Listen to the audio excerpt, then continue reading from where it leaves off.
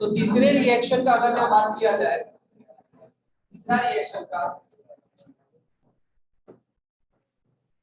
हम लोग को ये तो X प्लस डाले तो 2 इंटरमीडिएट बनेगा,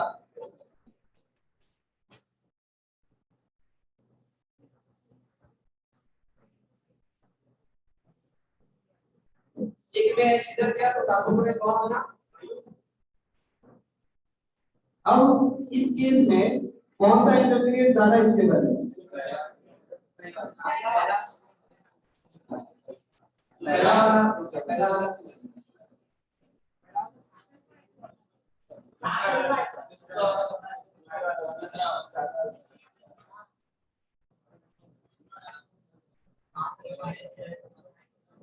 पहला वाला किसका आंसर है वो एक्सप्लेन कर दो तो हमारे पहला तो सामने क्या है ना।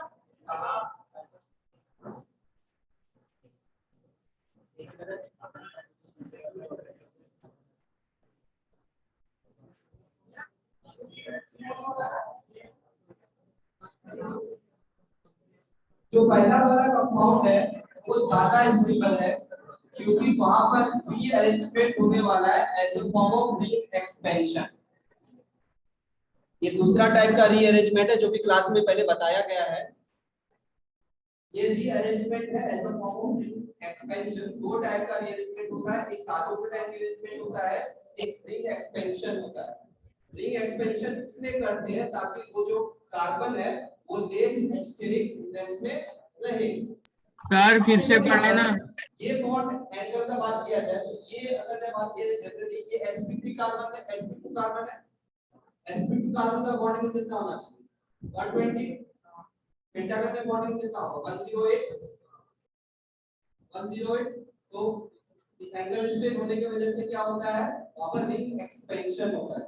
रिंग एक्सपेंशन कब होता है? पहली बार जब एंगल स्ट्रेट हटे, और दूसरा मेन रीजन रिंग एक्सपेंशन का कब होता है जब इस कार्बन के बगल वाले एडजेसेंट कार्बन पे अगर पॉजिटिव चार्ज हुआ तभी रिंग एक्सपेंशन। जो रिंग है उसके बगल वाले कार्बन एडजेसेंट कार्बन पे अगर पॉजिटिव चार्ज हुआ तभी रिंग एक्सपेंशन होगा, नहीं तो नहीं होगा। इसका मतलब ये नहीं है कि पॉजिटिव चार्ज यहां और रिंग एक्सपेंड करा रहे हैं, वो विजिबल नहीं है, उसमें हाइड्राइड शिफ्ट कराना पड़ेगा फिर तुमको रिंग एक्सपेंशन कराना है। ठीक है, तो रिंग एक्सपेंशन हम लोग सिर्फ रिंग के बगल वाले एडजेसेंट कार्बन पे पॉजिटिव चार्ज रहेगा तभी करते हैं। ठीक है, तो ये कंडीशन ध्यान रखना है कि हम लोग रिंग एक्सपेंशन कब करते हैं। तो यहां पर अगर जब बात किया जाए इससे क्या होगा रिंग एक्सपेंशन। रिंग एक्सपेंशन में कार्बन नंबर मेंशन करना बहुत इंपॉर्टेंट है।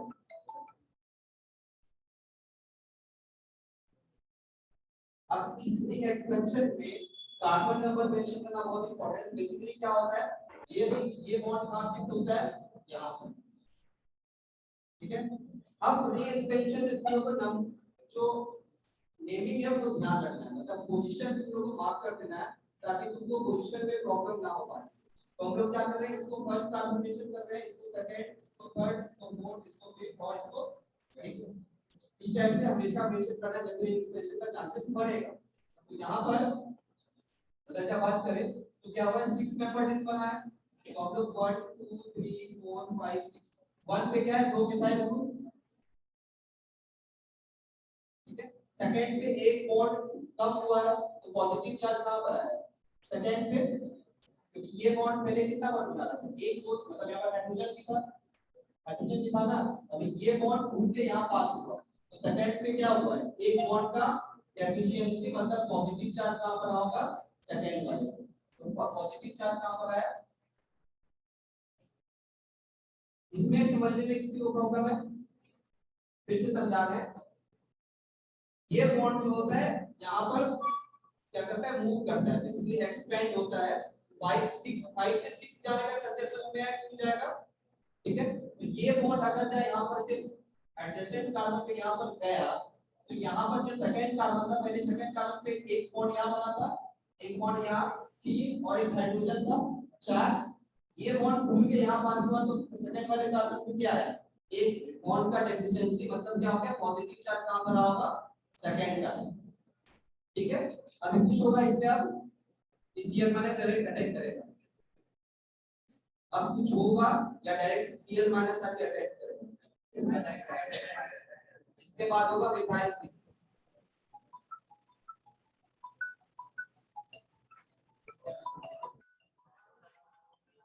इसके बाद क्या होगा मिथाइल शिफ्ट।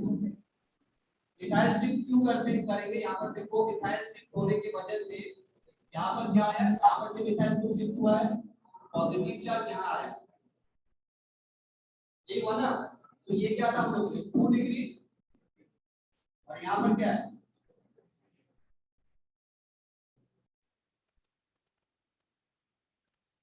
देखो नीट में और मेंस में इससे डिफिकल्ट क्वेश्चन नहीं आ सकता है।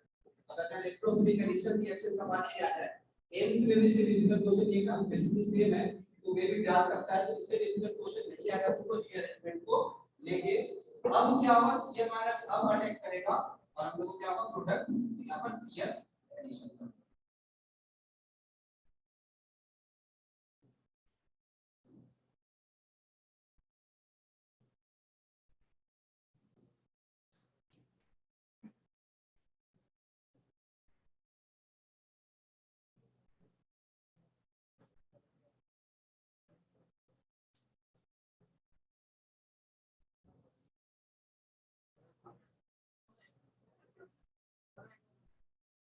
अगर जहाँ हाइड्रोकार्बन जनरेट किया है तो तब तो ये तुम्हारे पास होना चाहिए, हाइड्रोकार्बन भी बताया गया है और मैंने रिवीजन क्लास में कराया है।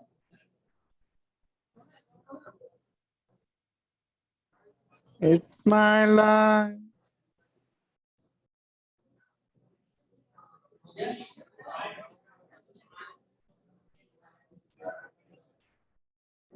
लास्ट में Cl प्लस इस कार्बन का क्या है,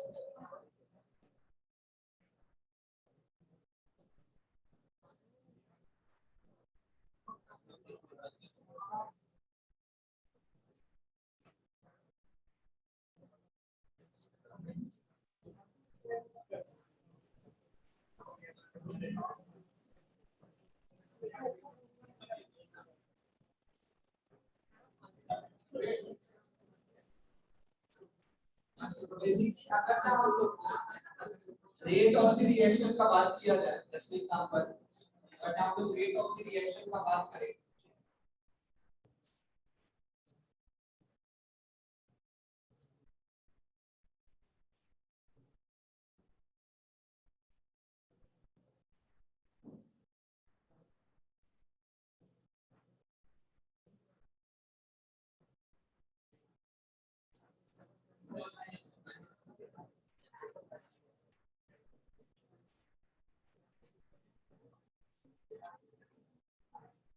रेट ऑफ द रिएक्शन का बात किया जाए तो सबसे ज्यादा रिएक्टिव कौन सा होगा, सबसे ज्यादा रिएक्टिव कौन सा होगा, पहला वाला, क्योंकि कार्बोक्सिल सबसे ज्यादा स्टेबल किसमें जनरेट होने वाला है, या बोल सकते हो number of alpha atom count कर लो और उस बेसिस पे देख सकते हो कौन ज्यादा रिएक्टिव होगा। तो पहले वाला ज्यादा रिएक्टिव, दूसरा और फिर तीसरा।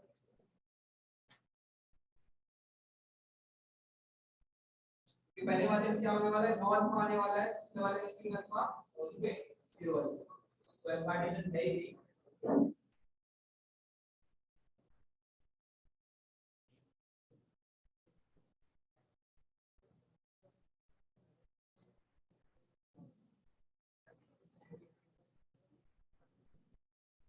सिंपली अगर हम मार्कोनिक रूल को तुमको याद रखना हो, सिंपली अगर हम मार्कोनिक रूल को तुमको याद रखना हो तो इलेक्ट्रोफाइल कहां पर आएगा, जहां पर नंबर ऑफ हाइड्रोजन क्या होगा ज्यादा होगा, ठीक है।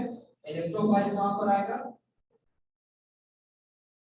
इलेक्ट्रोफाइल कहां पर आने वाला है, जहां मोर नंबर ऑफ हाइड्रोजन है, सिंपल याद रखना।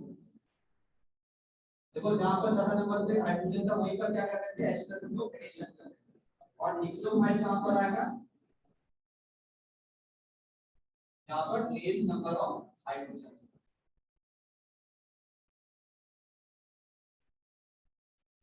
लेकिन हम हमेशा सजेस्ट करेंगे कि तुम लोग कार्बोकेटाइन जनरेट करो और उसके बाद प्रोडक्ट बनाओ।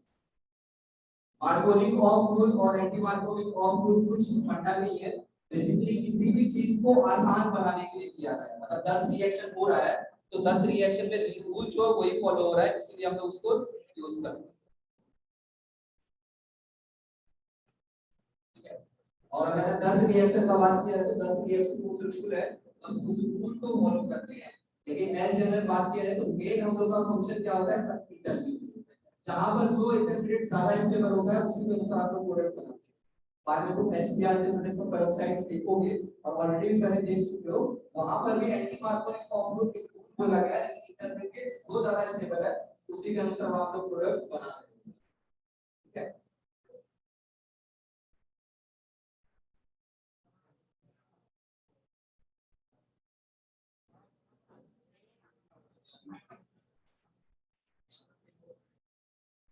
अब अगर रिएक्टिविटी का बात किया जाए तो रिएक्टिविटी कुछ लोगों को पता है। रिएक्टिविटी का अगर बात किया जाए तो HI, HBr और HCl कौन सा ज्यादा रिएक्टिव है? HI। हम लोग ये आसपास में डिस्कस किए थे कौन सा रिएक्टिव है, हम लोग के लिए क्या हो गया HI, क्योंकि साइज बड़ा होने की वजह से यहाँ पर लेस बॉन्ड एनर्जी होता है और यहाँ पर ग्रेटर बॉन्ड एनर्जी होता है।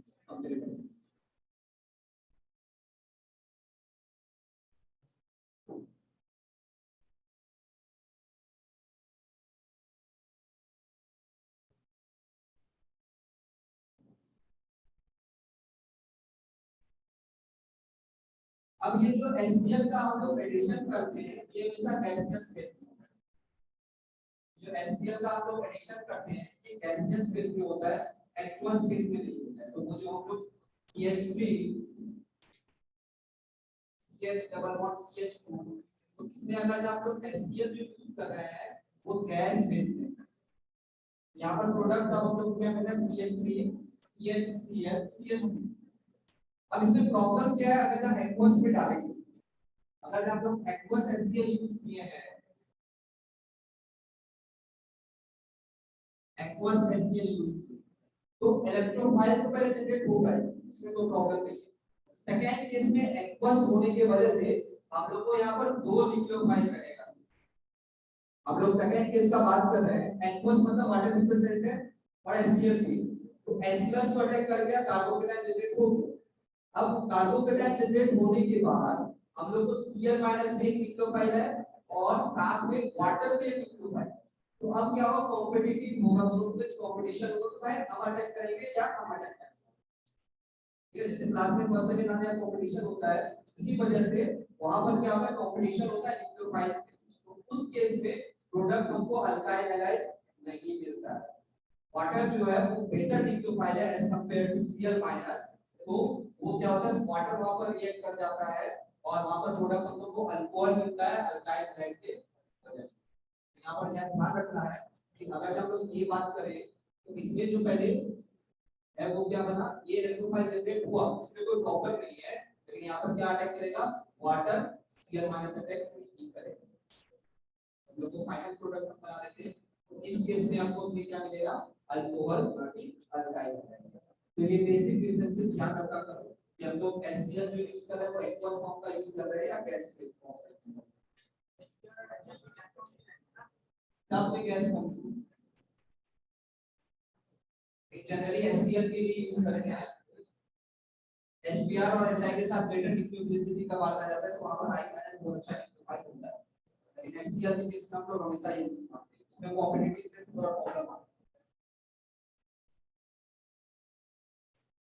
लगता है अंबानी यहाँ पर न्यूज़ पे छाया हुआ है, यहाँ पर अंबानी का हमेशा फोटो आ जा रहा है।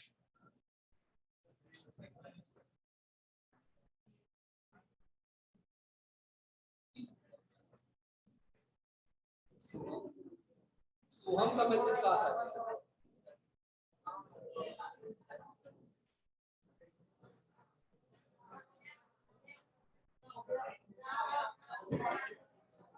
तुम्हारे पोजीशन में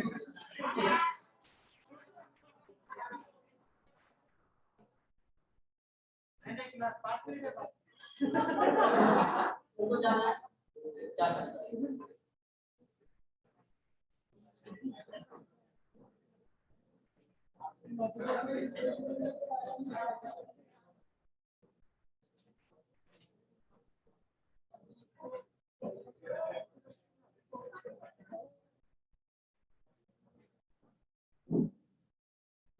दूसरा रिएक्शन जो है हम लोग क्या यूज करते हैं, RCH double bond CH2 general reaction use कर रहे हैं हम लोग। अगर HBr यूज करें पेरोक्साइड के वजह से, हाय खुशी बात तो कर। जस्ट हम बताए थे कि HELPr, तो ये P क्या था पेरोक्साइड का, तो यहाँ पे पेरोक्साइड है, इसका मतलब रिएक्शन अगेन कहां जाने वाला है, फ्री रेडिकल मैकेनिज्म से। रिएक्शन जो जाने वाला है वो फ्री रेडिकल मैकेनिज्म से जाने वाला है। यहाँ पर जो प्रोडक्ट होने वाला है वो प्रोडक्ट हम लोग क्या मिलता है, RCH2 CH2 Br, और यहाँ पर जो एडिशन होता है according to anti Markovnikov of addition is and according to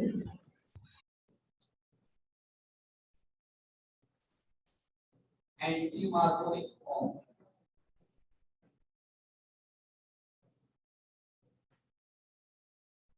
ठीक है,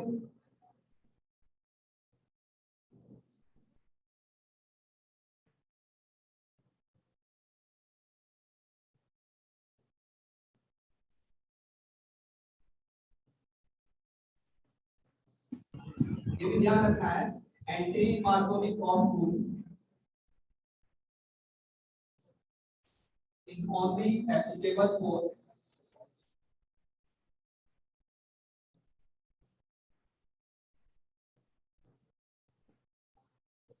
HBr in presence of peroxide.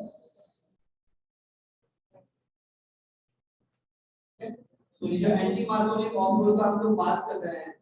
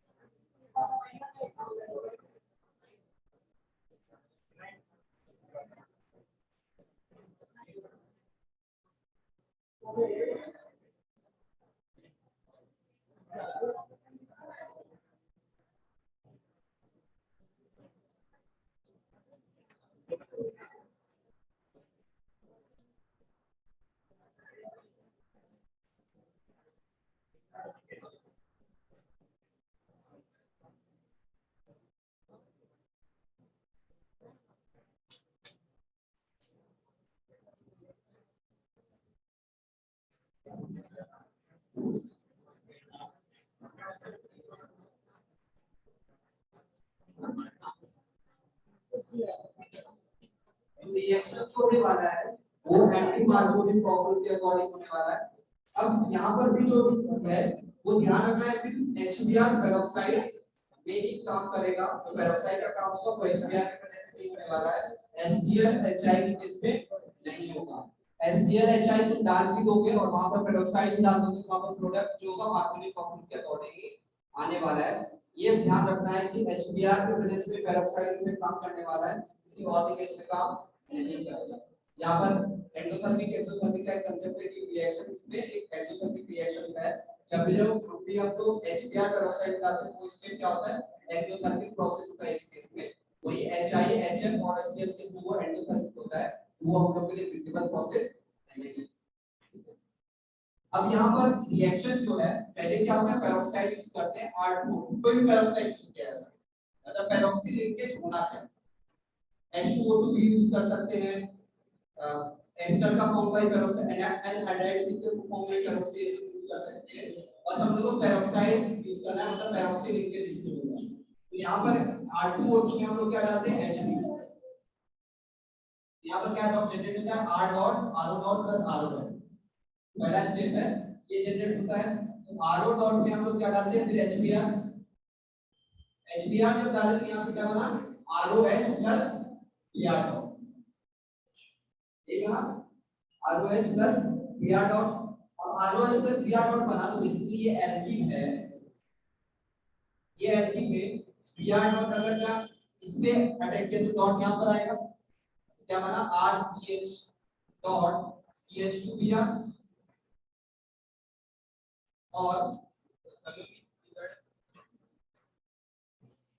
और अगर जहाँ सी Br डॉट यहाँ पर अटैक किया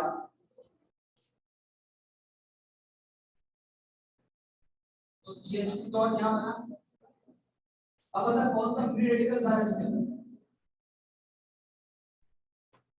कौन सा फ्री रेडिकल उनके ज्यादा स्टेबल, पहला वाला 2 डिग्री है, जरा अल्काइल ग्रुप है कोई भी तो पहला वाला 2 डिग्री है तो हम लोग को इंटरमीडिएट कौन सा स्टेबल है, ये वाला, ये हम लोग को क्या है मोर स्टेबल, तो प्रोडक्ट भी हम लोग किसके अनुसार करने वाले हैं, तो यहीं पर से वापस H डॉट जो इसमें ROH के फॉर्म में कनेक्टेड है, तो यहाँ पर से हम लोग क्या हुआ बन गया RCH2 CH2। तो बेसिकली हम लोग यहाँ पर भी क्या देते हैं इंटरमीडिएट का स्टेबिलिटी देते हैं, लेकिन हम लोग आसान रखने के लिए क्या बोलते हैं कि हम लोग एंटी मार्कोनी को फॉलो कर रहे हैं, मतलब जहां पर लेस नंबर ऑफ हाइड्रोजन है वहां पर हम लोग क्या एडिशन कर रहे हैं H प्लस को, और जहां पर मोर नंबर ऑफ हाइड्रोजन वहां पर क्या यूज कर रहे हैं Br। ठीक है, तो ये ध्यान रखना, ये रिएक्शन बस इतना ही है, ये हम लोग पेरोक्साइड तो एक बेंजोइल पेरोक्साइड यूज कर सकते हैं, H2O2 भी यूज कर सकते हैं, बस पेरोक्साइड पेरोक्सिल लिख के चाहिए हम लोग को, ये ध्यान रखना को पेरोक्सिल लिखने से मतलब और किसी से मतलब नहीं।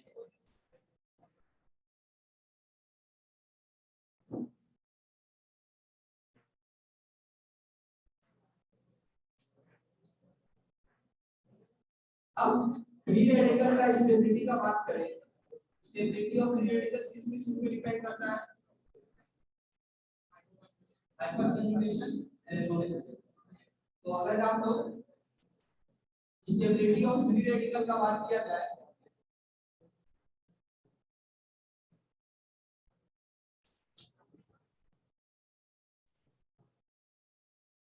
इस पे डिपेंड करता है, पहला क्या हो गया हम लोग के लिए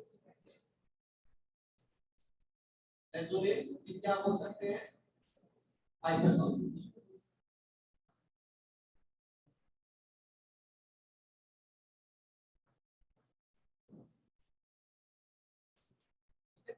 रेजोनेंस पे डिपेंड करता है और हाइपरकन्जुगेशन।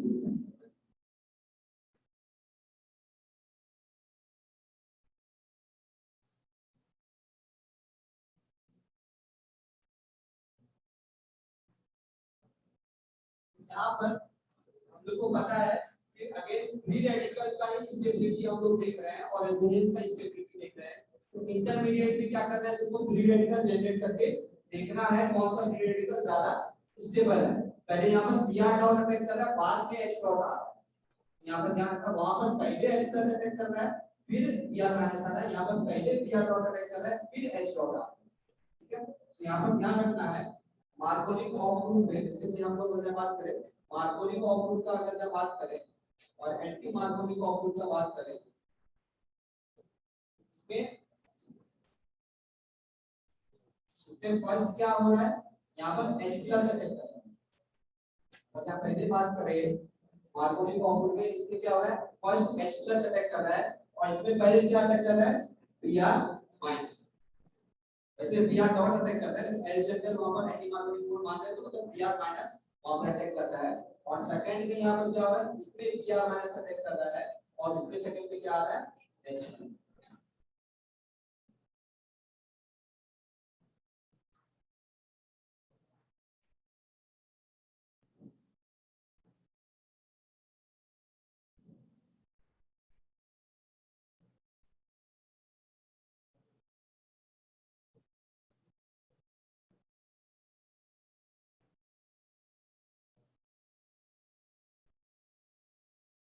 अगर रिएक्शंस का बात किया जाए तो बेसिकली जब भी हम लोग पेरोक्साइड डालते हैं, ये जो रीजन हम लोग बात करते हैं, जब भी हम लोग पेरोक्साइड डालते हैं तो पेरोक्साइड में दोनों स्टेप एक्सोथर्मिक हो जाता है HBr के केस में, लेकिन और सब केसेस में एक स्टेप क्या होता है एंडोथर्मिक। बेसिकली अगर हम लोग बात कर रहे हैं HBr में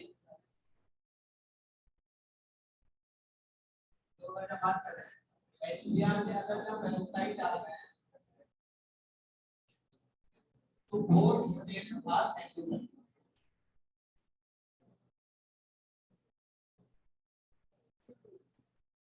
ठीक है, अगर ये दोनों स्टेट एक्सोथर्मिक है तो रिएक्शन क्या हो गया?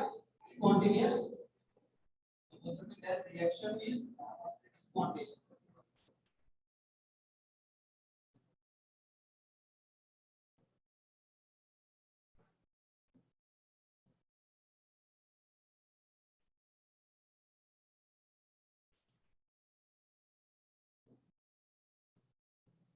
ठीक है, और वही अगर जब हम लोग HCl HI और HM पे जो बात करते हैं, one state is exothermic, one state is exothermic and other state is endothermic in nature.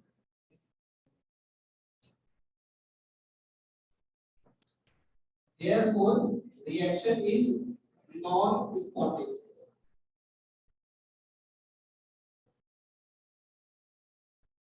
Reaction का जो हम लोग बात कर रहे हैं वो क्या होगा? नॉन स्पॉन्टेनियस नेचर का होता है।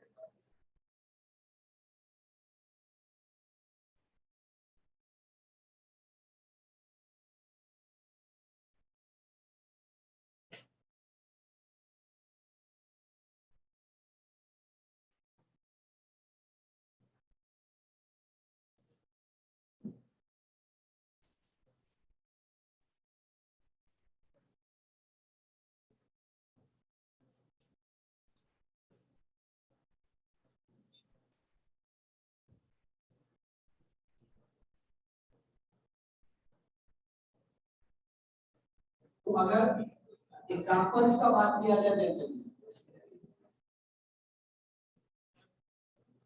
अगर इसमें एग्जांपल्स का बात किया जाए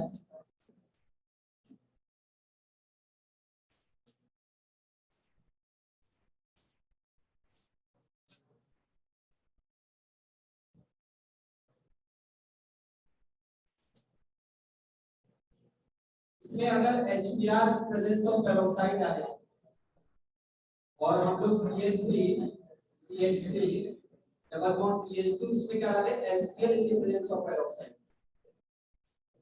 ठीक है, ये दो रिएक्शंस का बात कर रहे हैं। तो इस दोनों रिएक्शन में यहां पर हम लोग को प्रोडक्ट किसके अकॉर्डिंग मिलने वाला है? According to anti Markovnikov of group. यहां पर CH2Br, यहां पर जो प्रोडक्ट मिलेगा वो किसके अकॉर्डिंग मिलेगा? Anti Markovnikov of group. और वही अगर जब हम लोग CH3 ये इस कंपाउंड का बात किए, यहां पर प्रोडक्ट जो मिलेगा मार्कोनिक ऑफ ग्रुप है। तो पेरोक्साइड का कोई मतलब नहीं रहेगा अगर हम लोग HCl HI ये केस में डालेंगे। प्रोडक्ट हमेशा हम लोग को मार्कोनिक ऑफ ग्रुप मिलने वाला है, इसमें product anti Markovnikov of group मिलने वाला है। यहां पर हम लोग क्या बोल सकते हैं? एंटी मार्कोनिक ऑफ ग्रुप मिला है और यहां पर हम लोग कौन सा मिला? मार्कोनिक ऑफ ग्रुप। तो ये चीज ध्यान रखना है कि ये कभी नहीं होगी।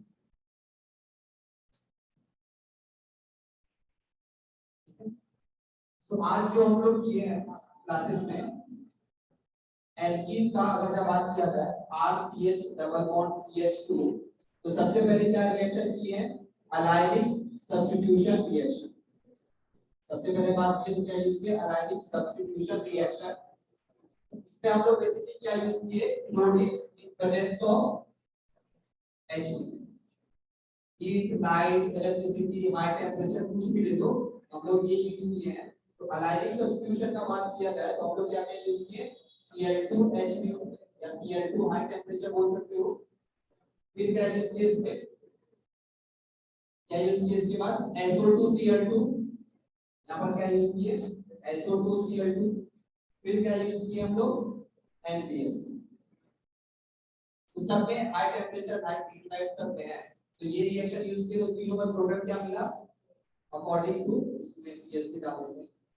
ये हम लोगों तीनों को प्रोडक्ट सेम मिला है। क्या मिला है? CH2 Cl CH double bond CH2। इसके केस में NPS के केस में हम लोगों को वहां पर Br मिला है। यहाँ पर CH2Br CH double bond CH, मतलब एलाइनिक पोजीशन पे क्या आया है? हेलोजन ग्रुप सब्स्टिट्यूट हुआ। ये पहला रिएक्शन हम लोग देखे थे एलाइनिक सब्स्टिट्यूशन, ठीक है। अब दूसरा रिएक्शन का बात किए हम लोग क्या यूज किए, हेलोजन एसिड HX। तो HX जो यूज किए ये क्या था हम लोग के लिए, इलेक्ट्रोफिलिक एडिशन रिएक्शन। तो ये हम लोग के लिए क्या था, इलेक्ट्रोफिलिक एडिशन रिएक्शन, ठीक है। सो इलेक्ट्रोफिलिक एडिशन रिएक्शन का अगर जब बात करें तो यहाँ पर क्या हुआ, मार्कोनी कॉम्पाउंड फॉलो हुआ और एडिशन कहां पर हुआ, X यहाँ पर हुआ, SP यहाँ पर हुआ। तो प्रोडक्ट हम लोगों को क्या मिला, मार्कोनी कॉम्पाउंड के अकॉर्डिंग,